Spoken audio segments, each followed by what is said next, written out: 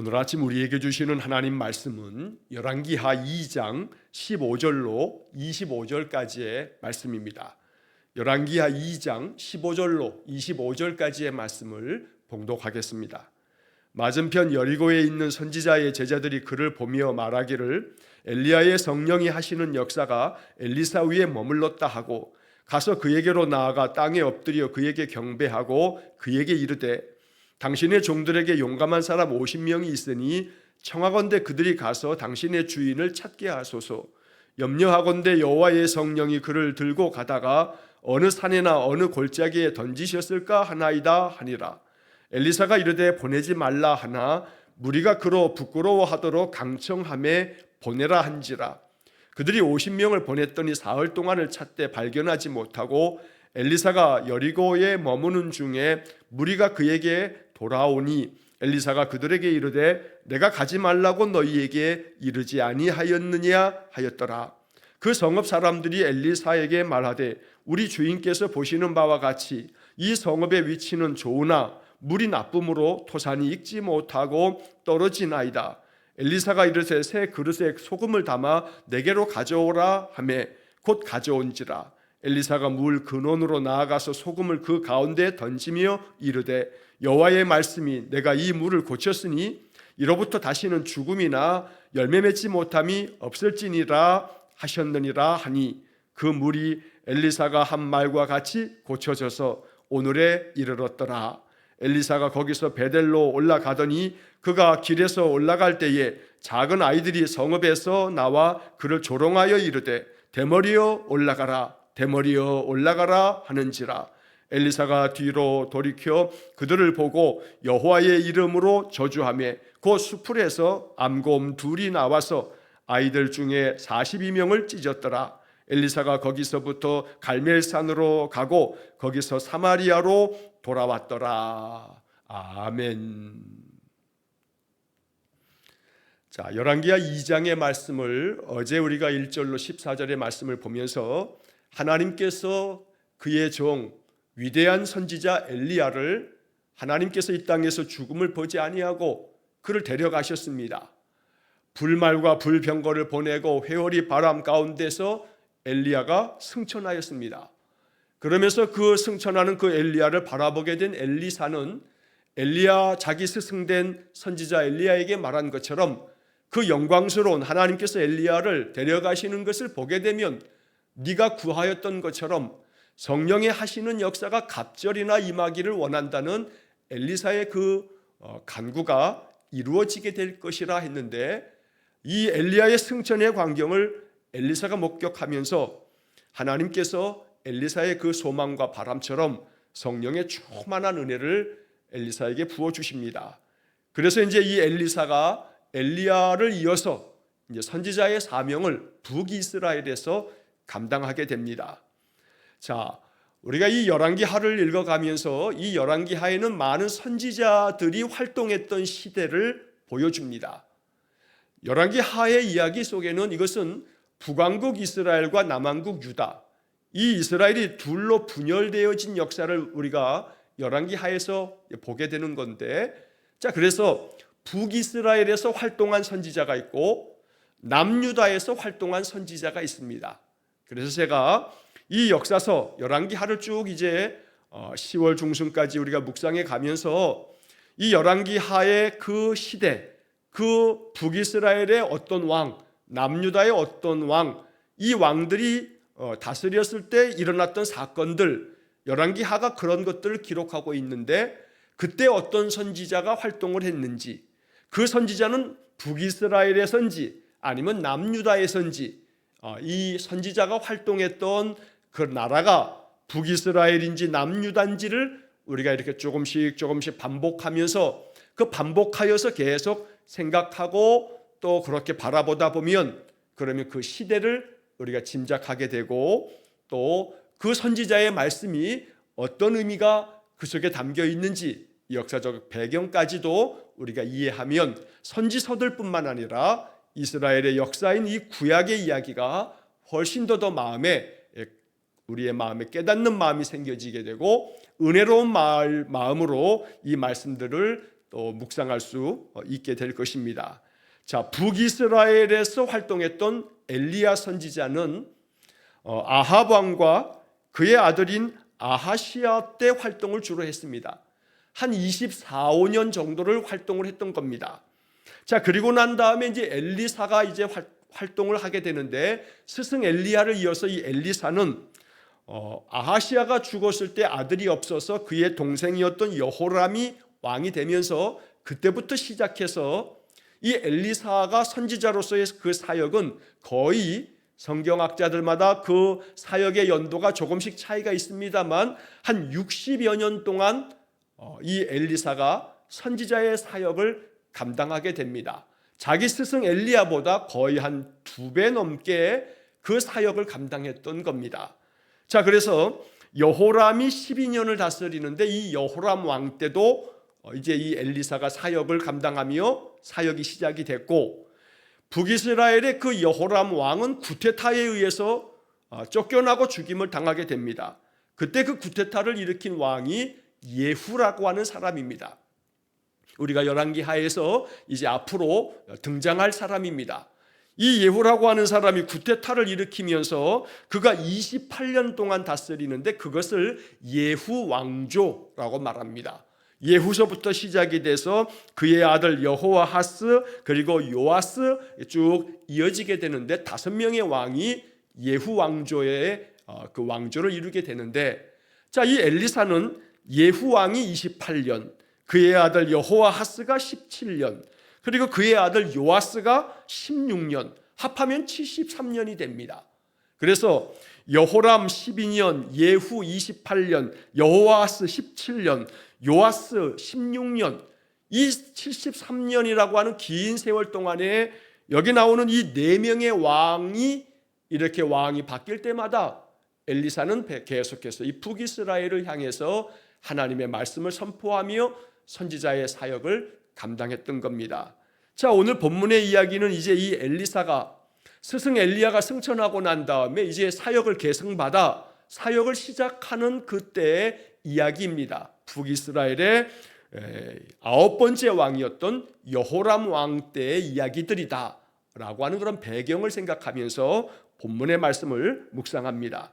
자, 15절 말씀에 보면, 맞은편 여리고에 있는 선지자의 제자들이 그를 보며 말하기를, 자, 이 요단강 동편에서 이렇게 엘리야가 승천하고 이제 이 엘리야가 떨어뜨려준 그의 겉옷을 둘둘 말아서 요단강을 쳐 요단강 물이 갈라지게 되고, 엘리사가 요단강을 건너 다시금 가나안 땅으로 들어오게 되는데, 그 요단강 건너에 바로 첫 성읍인 그 여리고에 들어올 때에 여리고에 있는 그 선지자의 제자들, 선지생도들, 요즘으로 말하면 신학생들, 목회자 후보생들, 이러한 이들이 엘리사가 이렇게 요단강을 건너오는 것을 바라보게 되면서 엘리야의 성령이 하시는 역사가 엘리사 위에 머물렀다, 엘리사에게 이제 엘리야의 영이 그에게 임했다라고 하면서 이제 엘리사에게 나와 무릎을 꿇고 그를 경배하면서 이야기를 합니다. 자, 우리는 여기서 먼저 이 여리고의 생도들이 엘리야에게 그 임했던 성령이 엘리사에게 임한 것을 그들이 보며 그 봤다고 얘기하는데, 성령이 임하신 것을 그들이 바라보면서 그 엘리야에게 임했던 성령이 엘리사에게 임했다라고 하는 말을 보면서 우리는 마음 가운데 이러한 기도가 이 말씀 속에서 깊은 묵상이 되어야겠습니다. 자, 엘리사가 엘리야에게 간구했던 것처럼 성령이 하시는 역사가 갑절이나 내게 있기를 원합니다 라고 구했는데, 그의 간절한 소망과 기도와 같이 하나님의 영, 성령이 하시는 역사가 엘리사 위에 머물렀다 라고 지금 여리고 선지생도들이 지금 말하고 있는 겁니다.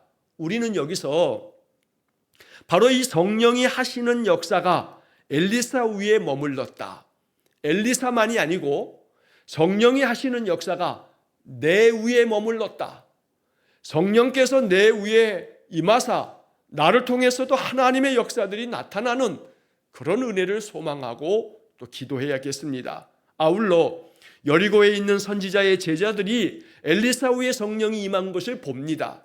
이처럼 우리 믿음의 사람들에게 성령이 충만한 모습을 우리 주변 사람들이 볼 수 있는 것, 이거 우리가 바라야 할 것입니다.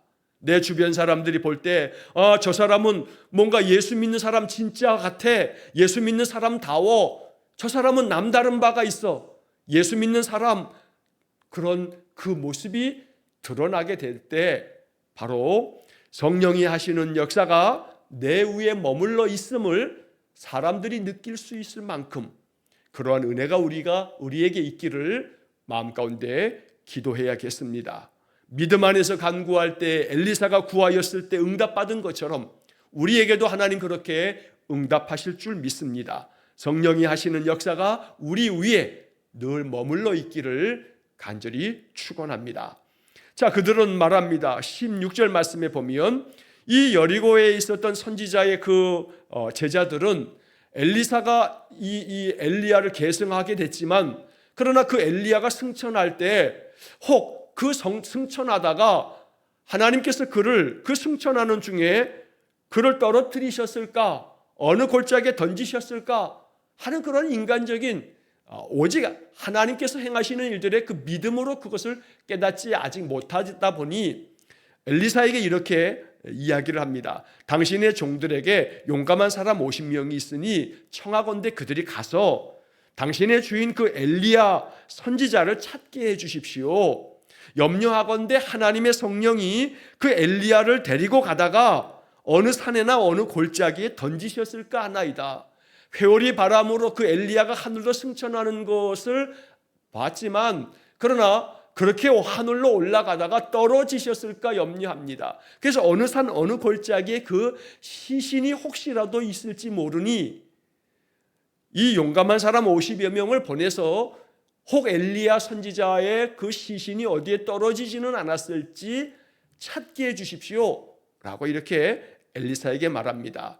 하지만 엘리사는 보내지 말라라고 말하였지만 17절에 무리가 그로 부끄러워하도록 강청함에 보내라 한지라.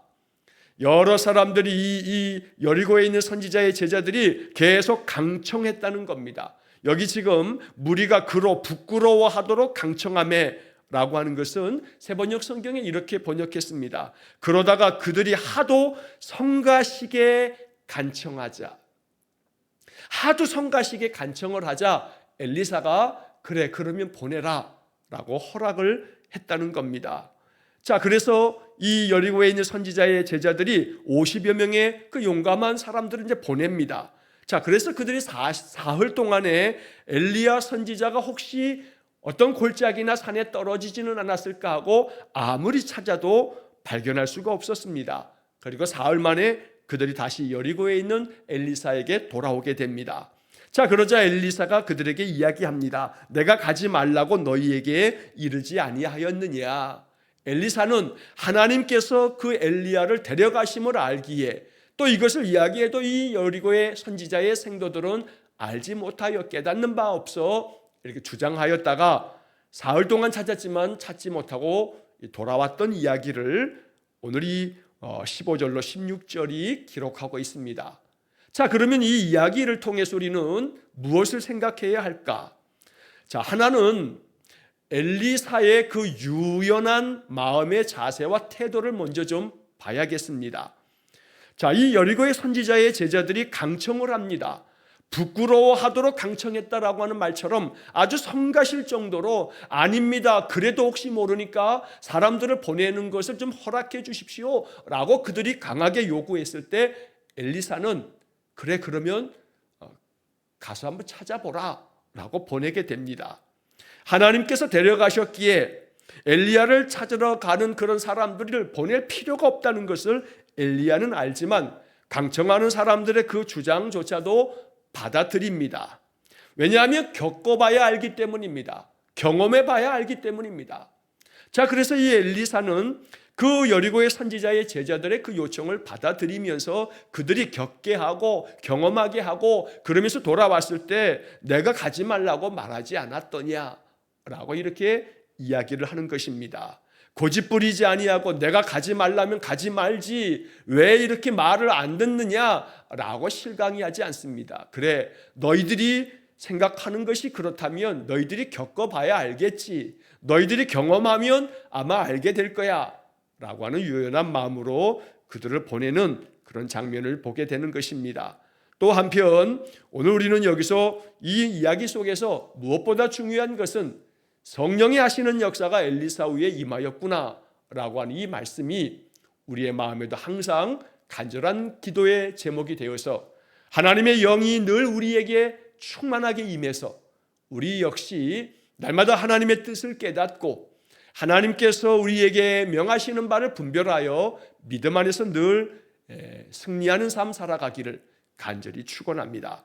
자, 이어서 19절 말씀서부터 22절까지의 말씀에서는 여리고에 지금 머물러 있는 동안에 여리고에 있었던 사람들이 엘리사에게 나와서 그들의 어려운 어떤 한 가지 문제를 호소를 합니다. 자, 어떤 이야기냐 하면 자기 성읍이 지금 당면하고 있는 어려운 문제입니다. 자, 그들은 말하기를 우리 주인께서 보시는 바와 같이 이 성읍의 위치는 좋으나 물이 나쁨으로 토산이 익지 못하고 떨어지나이다. 여기서 문제는 물이 나쁨으로.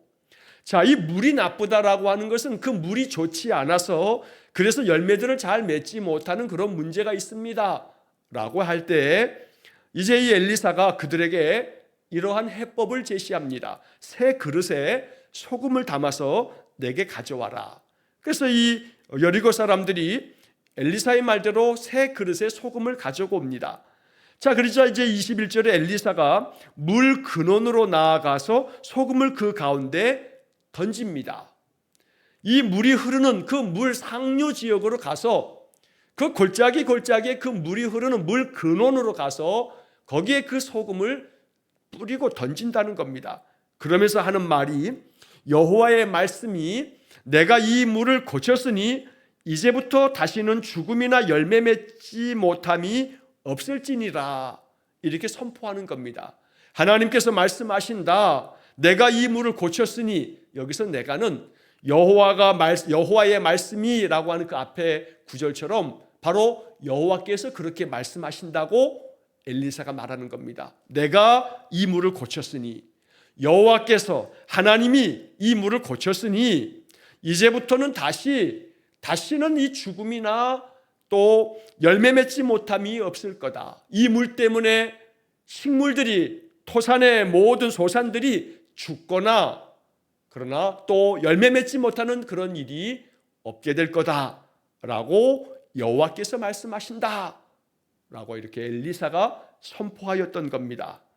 자, 그렇게 엘리사가 믿음 안에서 하나님의 말씀을 선포하자 22절에 그 물이 엘리사가 한 말과 같이 고쳐져서 오늘에 이르렀더라. 그래서 이 여리고에 그 나쁜 물이 해결되어지면서 이 여리고가 그동안에 참 어려웠던 그 문제가 해결되어졌다는 겁니다. 자, 이 이야기 속에서 우리는 마음 깊이 깨달아야 할 것들이 몇 가지가 있습니다. 자, 먼저 하나는 사실은 이 물 근원을 고친 것은 소금의 어떤 효과가 있기 때문이 아닙니다. 그러니까 소금에 초점을 맞춰서는 안 된다는 겁니다. 소금이 본질이 아니고 본질은 여호와의 말씀이 내가 이 물을 고쳤으니, 즉 여호와의 말씀이 바로 가장 중요한 본질이라는 겁니다. 문제를 고친 것은 소금이 아니라 여호와의 말씀이라는 겁니다. 여호와께서 이 물을 고쳤다고 말씀하신다. 하나님이 고치시는 것이다. 이 여호와의 말씀이 고친 것이지, 여호와께서 고쳐주신 것이지, 소금을 던졌더니 이 물이 문제가 해결됐구나, 진작에 소금을 던질 걸, 이렇게 여리고 사람들이 생각했다면 그들은 소금에 초점을 맞춘 것이 되는 겁니다. 진작에 소금을 던지면 이 나쁜 물이 좋은 물이 되는 것을 우리가 몰랐네, 이게 아니라는 겁니다. 소금이 문제 해결의 그 본질이 아니고, 이 문제를 해결하는 것의 가장 중요한 본질은 여호와의 말씀, 여호와께서 이 문제를 해결하시는 본질이다. 그러니 맞춰야 할 초점은 소금이 아니고 여호와다라고 하는 것을 잊지 말아야겠습니다. 그러므로 내 인생에 있어서도 마찬가지입니다. 여리고 사람들은 물이 나빠서 다른 것들은 좋은데 이 성읍의 위치도 좋고 다 괜찮은데 물이 나빠서 물 문제가 참 심각해서 우리에게서 이렇게 많은 어려움들이 있었다라고 말하듯이 내용은 다르겠습니다만 우리 인생도 마찬가지입니다. 어떤 것들은 좋은데 모든 게 다 좋지 못합니다. 언제나 누구에게나 오게티라는 말처럼 내 삶에서 다른 것들은 다 괜찮은데 이거 한 가지가 문제야 라고 여겨지는 그 한 가지 문제, 뭐 한 가지뿐이겠습니까마는 몇 가지 문제들, 이러한 문제들이 내 삶 속에 참 어려움이 되고 또 마음에 큰 근심이 되고 염려가 될 때가 있습니다. 자, 그럴 때 나에게 있어서 다른 것은 다 괜찮고 좋은데 야, 이게 참 문제다 라고 여겨질 때 이 문제에 대한 해결의 방법은 다른 그 어떤 수고와 노력 이전에 또 그런 수고와 노력을 한다 할지라도 중요한 것은 그것을 이루시는 분은 하나님이시다. 수고해야 합니다. 열심히 이 문제를 해결하기 위해서 지혜로운 방법을 찾아야 합니다. 그리고 무엇보다 이런 것들이 아름다운 결과를 맞으려면 하나님 앞에 기도해야 합니다. 하나님의 인도하심 속에 하나님이 이 문제를 해결할 본질입니다. 물 근원으로 나아가서 소금을 던지자 이 나빴던 물이 해결됨처럼 근원으로 찾아가서 여호와의 말씀이 그 속에 임하도록 역사하는 것이야말로 문제를 해결하는 이 첫 단추가 되겠다는 것입니다. 자, 그러나 또 동시에 여기서 물 근원은 고치는 것, 이 근원을 고쳐야 된다라고 하는 사실 또한 묵상해야 합니다. 엘리사가 새 소금을 가지고서 소금을 그릇에 담아서 찾아간 곳은 물 근원으로 나아갑니다.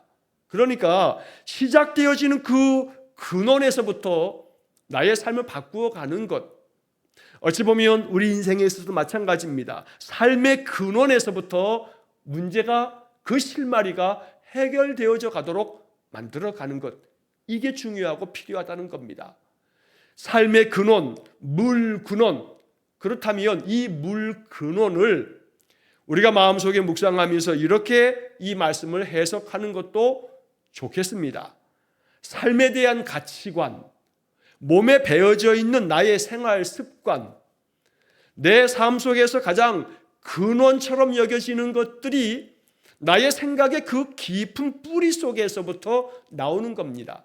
그 생각의 뿌리가 바로 다름 아닌 내가 삶에 대해서 어떤 생각을 가지고 있는가라고 하는 그 가치관이 어찌 보면 나의 삶에서 물 근원일지 모릅니다. 가치관이 바뀌지 않으면 그러면 삶에 대해서 항상 생각하는 버릇대로 생각하게 되고 그 생각하는 버릇대로 행동하게 되는 겁니다. 그러므로 인생에 대한 나의 가치관이 물 근원처럼 하나님의 말씀으로 인하여 변화되어지기를 축복합니다. 나의 생활 습관도 마찬가지입니다. 오랜 세월 동안에 축적되어진 나의 이 몸에 배어져 있는 생활 습관, 이것이 나도 모르게 그 습관이 나오게 됩니다. 나도 모르게 내 말버릇이 항상 그 버릇된 말투로 말을 하게 됩니다. 행동도 마찬가지입니다. 오랜 습관이 행동이 되어 나타나게 되는 겁니다. 이럴 때 이것이 나의 물 근원이구나. 그러면 나의 삶에서의 이 물 근원되는 나의 삶에 몸에 배어져 있는 습관들조차 하나님의 말씀, 하나님의 역사하심 속에 이 고쳐지는 그러한 은혜가 있도록 기도해야 되겠습니다. 그래서 우리의 삶에서 작은 습관 하나하나까지 나의 생활 방식까지도 한번 돌아보고 살펴보면서 하나님의 말씀으로 나의 삶을 고쳐가는 그런 삶을 살 수 있다면 오늘 이 말씀이 내 삶에 이루어져서 하나님께서 나의 물 근원을 고치셨다라고 이렇게 고백할 수 있게 될 것입니다. 자, 여호와의 말씀이 내가 이 물을 고쳤다라고 하는 것처럼 하나님께서 고치시는 것입니다. 그로 인하여서 다시는 죽음이나 열매 맺지 못함이 없을지니라 라고 하나님 말씀하십니다. 다시는 죽음이나 열매 맺지 못함이 없을 거다. 죽음이 없을 거라고 하는 것은 결국 이것은 예수님께서 죽은 자를 살리셨다 해서 예를 들어 요한복음 11장에 예수님이 죽은 지 나흘이나 지난 이 나사로를 살렸다 해서 나사로는 영원토록 살았나? 아닙니다. 나사로가 그렇게 부활하여 다시 살았지만 그러나 나사로도 역시 그 생명의 수명이 다하면 죽는 겁니다. 자, 그렇다면 여기서 지금 다시 그 죽음이 없을 거다라고 하는 것은 우리의 영이, 우리의 삶이 사망에서 생명으로 옮겨지는 역사가 있을 거라는 말씀이기도 합니다. 요한복음 5장 24절에서 예수님이 이렇게 말씀하십니다.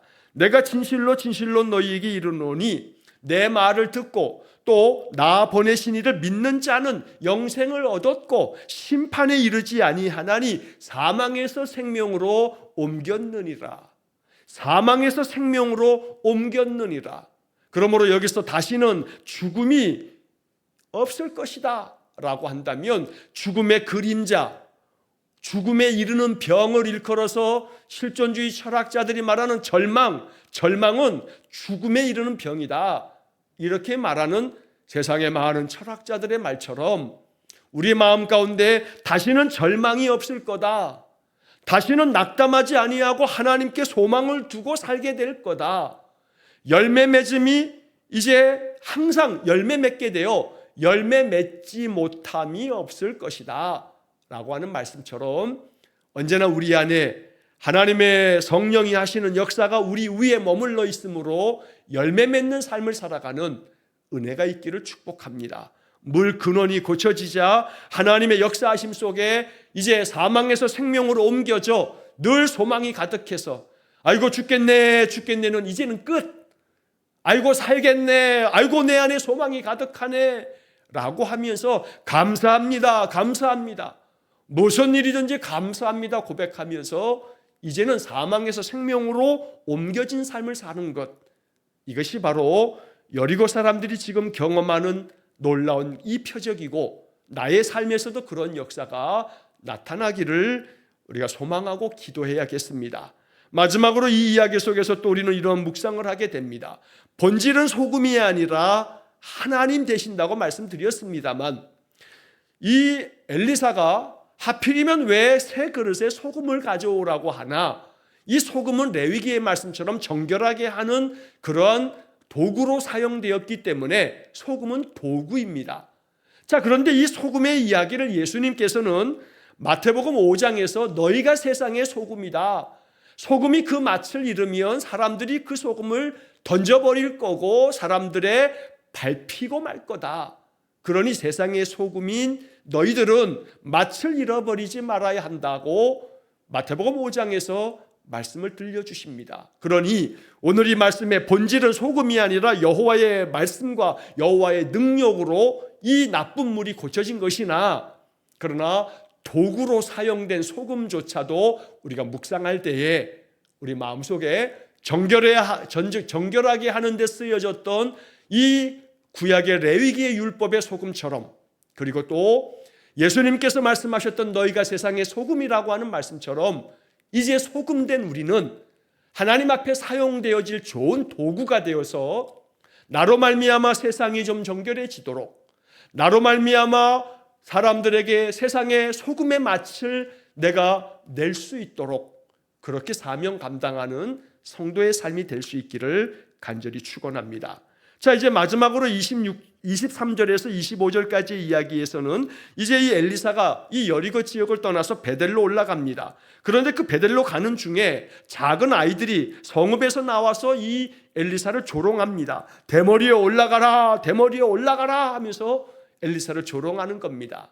엘리사가 처음부터 대머리였는가? 그게 아니고 성경학자들이 이 말씀을 해석할 때에는 엘리야가 승천하여 다시는 이제 엘리야를 볼 수 없게 되어졌을 때 이 엘리사가 우리가 어제 보았던 말씀에서 자기의 옷을 찢었습니다. 어제도 말씀드린 것처럼 자기의 옷을 찢는다라고 하는 것은 마음의 깊은 슬픔을 토로하면서 그렇게 자기의 슬픔을 나타낼 때 하는 행동 양식입니다. 또한 동시에 이스라엘 사람들은 그런 슬픔이 극할 때에 자기의 머리를 밀어버리는 그런 행동을 함으로써 자기의 마음의 그 애통함을 나타내는 그런 행동을 했던 겁니다. 그래서 성경학자들은 이 대머리에 올라가라라고 하는 것은 엘리야가 승천하고 다시는 엘리야를 이제 볼 수 없음으로 인하여 엘리사가 떠나감으로 인해서 그 슬픔을 표시하면서 자기의 머리를 밀어서 대머리와 같은 모양이 되어져서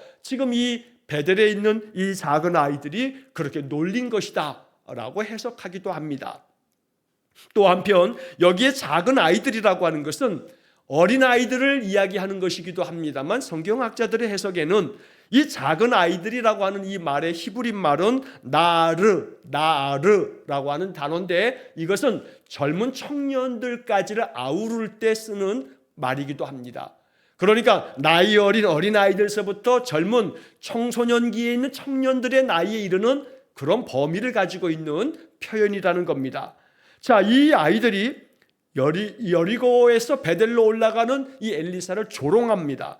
자, 그러자 이 조롱은 엘리사에 대한 모양에 대한 그 조롱이 아닌 엘리사가 선지자의 사명을 이제 이어받아서 선지자의 사역을 감당하게 된 것을 조롱하는 그런 것이다 라고 하는 것이 성경학자들의 공통된 해석입니다. 왜냐하면 이 베델이라고 하는 지역이 영적으로 너무나 많이 타락되어져 있는 지역이기 때문입니다.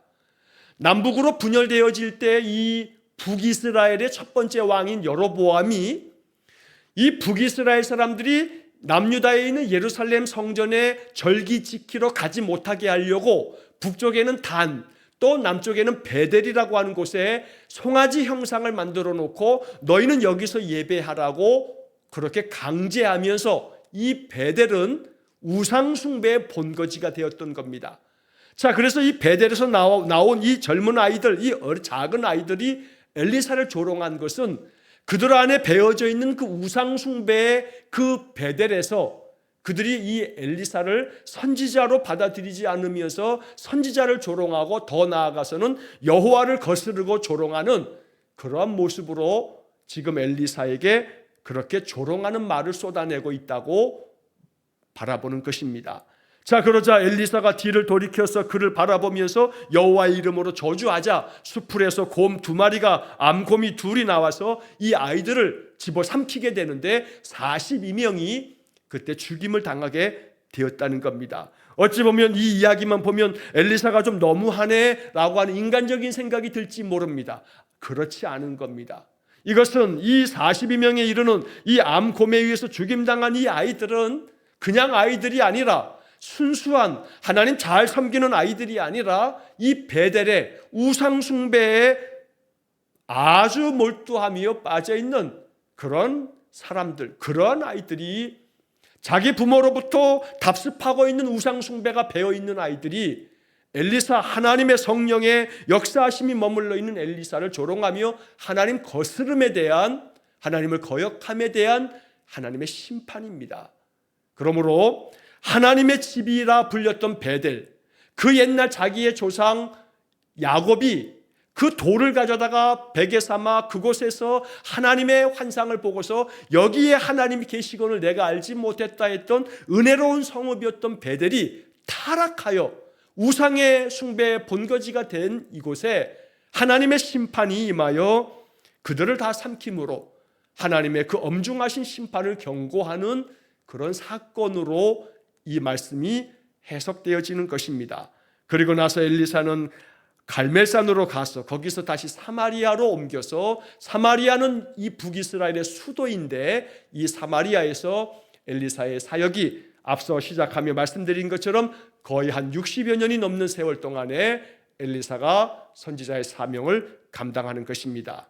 오늘 이 본문의 말씀에 대한 여러 가지 의미와 말씀들을 이제 나누었습니다. 이 말씀 마음 깊이 묵상하면서 언제나 물 근원이 고쳐짐으로써 하나님이 고치심으로 나의 삶이 회복되고 죽음이나 열매 맺지 못함이 없을지니라, 이것이 우리에게 복음이 되어 사망에서 생명으로 옮겨졌다는 예수님의 말씀처럼 언제나 생명이 가득한 삶이 되어지시기를 주의 이름으로 간절히 축원합니다. 기도하겠습니다. 자비로우신 하나님, 나의 삶에도 여호와의 성령의 역사하심이 임하여 날마다 내 삶의 물 근원을 고쳐 하나님의 선하신 역사하심을 맛보는 귀한 성도들 되어 죽음이나 열매 맺지 못함이 없을지니라는 말씀이 복음되게 해 주옵소서. 날마다 우리 성도들의 삶에 하나님 은혜 충만히 내려주시기를 간절히 원하며 예수님 이름으로 기도하옵나이다. 아멘. 우리 구주 예수 그리스도의 은혜와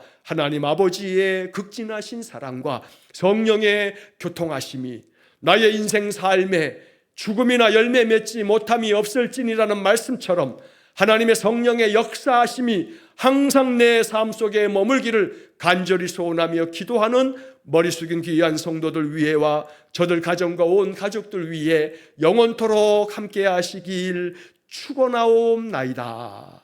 아멘.